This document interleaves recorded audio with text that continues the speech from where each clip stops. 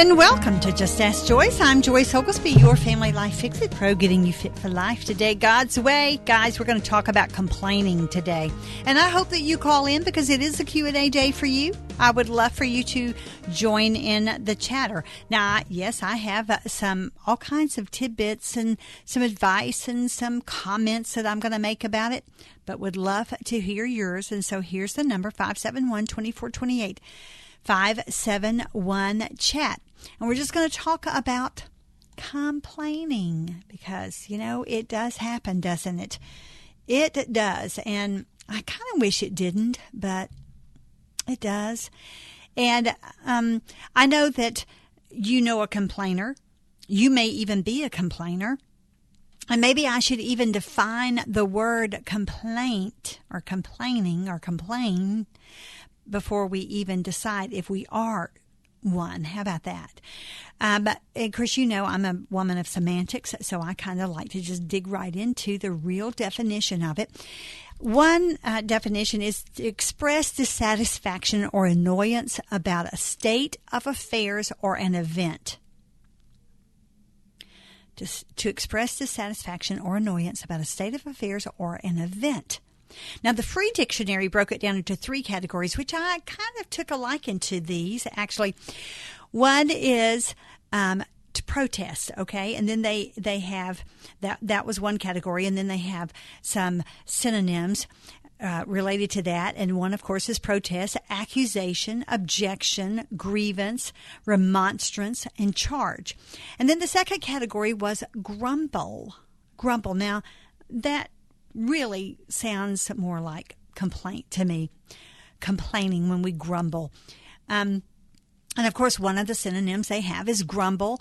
Then they have criticism, beef, moan, lament, grievance, wail, dissatisfaction, annoyance, grouse, gripe, grouch, plaint, and fault finding. Then the third category they had was disorder. Disorder, and of course the first synonym, disorder, problem, trouble, disease, upset, illness, sickness, ailment, affliction, malady, indisposition.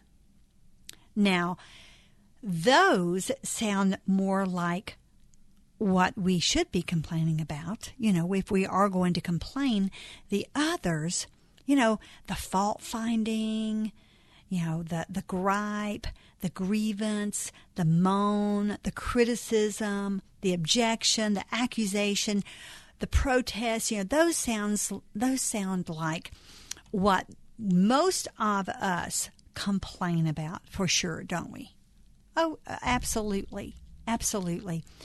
And I really, really like some, but the Free Dictionary left out some of the suitable definitions, and you even know these, don't you? To whine, to bleat, make a fuss, to object, to speak out, to criticize, to find fault, to kick up a fuss, to raise a stink, to bellyache, to snivel, to beef, to sound off, and one is to kvetch or to nag. Now, I know some of you husbands are applauding that one, aren't you?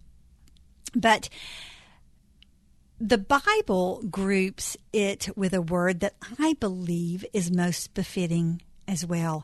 And this one is to murmur. To murmur. When you mumble underneath your breath, to murmur or to grumble. And even can you picture maybe a big heave, a great sigh? I mean, sometimes, a complaint doesn't even have to be verbal, does it? So how do you know if you complain? How do you know if you complain? Well, if you say things like, do we really have to? Or, I don't like it when, and then you fill in the blank. Or, if I have to hear that one more time. Or what about this one? Oh no, here we go again. Or, I wish he wouldn't. Or if she does that one more time, and you're kind of gritting your teeth, could you tell I was doing that? Or what about you never And then you fill in the blank. And what about this one, kids? Are we there yet? You know, whatever your complaint line is, you know that your complaining is downright annoying, don't you? It grates on the ever-loving last nerve of the folks, especially the people you love. And if you're the complainer, the likelihood of your wanting to stop complaining is really pretty great, isn't it? You do want to stop, don't you? Because no one likes a complainer. No one wants to be around someone who complains all the time, or even some of the time. Because believe it or not, we might just be complainers every now and then, but it's like a broken record to the person that hears you complain even every now and then. Because people just don't like to hear complaints. And typically we do everything we can to avoid a complainer. That means if you are the complainer, you sometimes even avoid yourself and you don't deal with the issue. But that's what we're going to talk about today on Just Ask Joyce. Complaining. So if you would like to call in and complain about a complainer, or just complain about the mere idea of complaining at all, I want you to do that, 571-2428, because I believe that you are like me. You probably feel like we are in a pastime of complaining. Are we not? Is this not our culture? Don't we complain about everything? You think about it. You think about it. Because I believe that you would have to say, yes, we complain about everything. You turn on your television and you'll find out we are in a culture of complaints. It is a pastime. It is a cultivated art in our culture right now.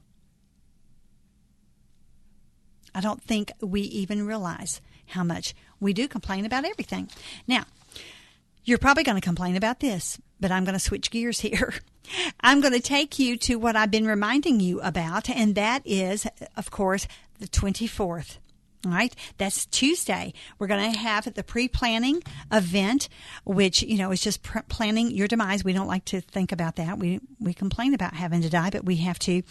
And I think I have probably failed to mention these couple of little tidbits to you, so I'm going to throw this out. If you have not registered, understand you will have to register in order to win these. But while we're there, WFIA, of course, we're partnering up with Dignity Memorial, and they're going to be on board to answer all the questions about the ins and outs of dying and what happens after you are gone, and how we can help alleviate some of the issues surrounding your demise. But we are going to give away a pair of Holiday World Splash and Safari tickets that day. We're going to give, but you have to be present to win, and you have to be registered to win. That's why I say you have to register. And we're also going to give away a pair of Derby Dinner Playhouse tickets to see The Arsenic and the Old Lace. It's going to be a great play. Of course, they just always have wonderful productions there. So I'm so excited about this. See, and I've just kind of been keeping this a secret from you just because I just want you to sign up, just because you really should come and lunch and learn with us, because we're going to learn a lot of valuable information. And whether you decide, that you're going to plan your demise right then, there on the spot, as I said, no one's going to twist your arm to do that. But you are going to learn some valuable information. And you're going to have some wonderful food. You're going to have some wonderful fellowship. And you're going to get to see me do a live show.